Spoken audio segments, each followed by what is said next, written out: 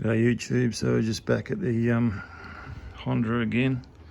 It's a shaft drive model, this one, and it's a bit hard to get that brake plate off. As you can see, I'm just sort of cleaning up bits and pieces. Painted up the spacer, the spring for the brake rod, and the clevis. I'll polish that on the buff soon to get that clean up. But yeah, just mainly wanted to grease up the brake part pivot. There's a little wetness mark, as you can see.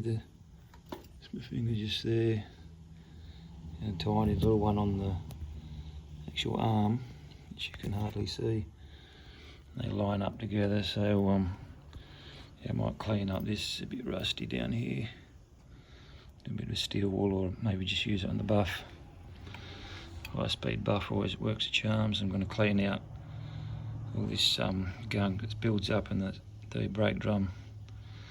So the problem with brake drums, you have to pull them apart to get your cleaner in there. So I'll put a bit of special brake grease just on the cam.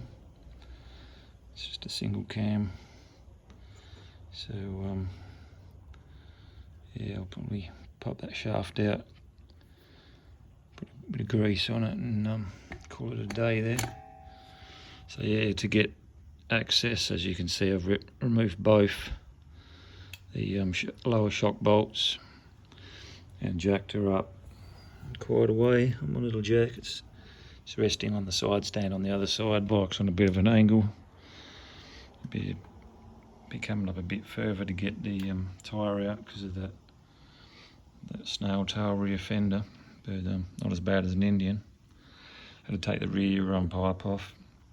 Luckily I'm running the straight shots, so they sort of came off. Had to take the heat shield off to see what was going on under it, but yeah, it's just one bracket. I painted up the bracket while I was in there, just on the top edge. It looked a bit sort of feral, so yeah, next thing I'll be doing this back rim. It's not too bad, but nothing, a bit of steel wool won't hurt. Clean up these spokes a little bit more. They actually stainer spokes, so they'll come up pretty nice. I did the front one and with the buff after I've been sanding it, and yeah, come up really well. So that's the thing with stainless steel spokes, you can yeah, not have to worry about rust and flakiness. So yeah, I put the K&N filter in. I've got me test riding it soon just to see how the jetting is. I backed out the pilot jet another quarter of a turn, so it's at 2 1/4 turns, and yeah, it should be good. I put that spring back in, that bit of spring that was broken off. It seemed to lean out a bit when you jumped on the throttle, so yeah, it'll be interesting to know how it goes. I also cut this bit of carbon fibre sticky stuff. It comes in the sheet, used as a little tank cover so you don't scratch it. So that's where we're at today with the restoration. Not long to go now. It's coming up good. Alright, thanks for watching. See you next time.